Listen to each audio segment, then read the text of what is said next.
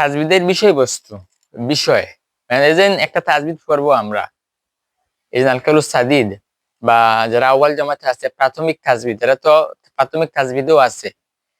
এইটা যদি আমরা পড়বো, অধ্যয়ন করব, লার্নিং করব, আমি টিচিং করব, তোমরা লার্নিং করবে, তো এর উদ্দেশ্য কি, আলোচ্য বিষয় কি?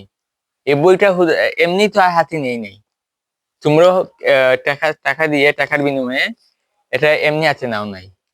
তাহলে এর বিষয় কি, উদ্দেশ্য কি নেওয়ার? এর উদ্দেশ্য হচ্ছে গিয়ে গিয়ে একটা জিনিস লার্ন করা, নিজের যে মাইন্ড আছে, মাইন্ডে একটা বিষয়, একটা জ্ঞান, একটা নলেজ ইনক্লুড করা, অ্যাড করা ব্রেইনের মধ্যে। এখন কি জিনিস? সেটা হচ্ছে যে কোরআন শরীফের আয়াত সমূহ, কোরআন শরীফে যত আয়াত আছে, আয়াত সমূহ কিংবা হরফ সমূহ।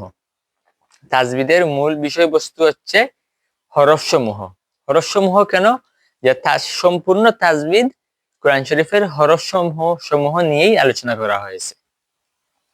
হরফের কিভাবে মাখরাজ আদায় হবে, লকব সিফত কিভাবে আদায় করা হবে, গুন্না মদ ইত্যাদি আরো যাবতীয় যা কিছু আছে কিভাবে আদায় হবে, এটা তাজবিদে রয়েছে, আর এটাই তাজবিদ শিক্ষা দেয়।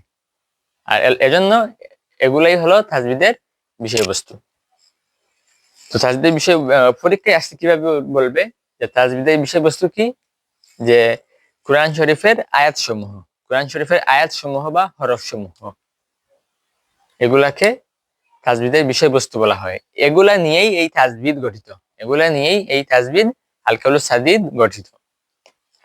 পরীক্ষায় আসলে বলবে কোরআন শরীফের আয়াত সমূহ, পরীক্ষক বলবেন তাজবিদের বিষয়বস্তু বলো, তুমি বলবে কোরআন শরীফের আয়াত সমূহ।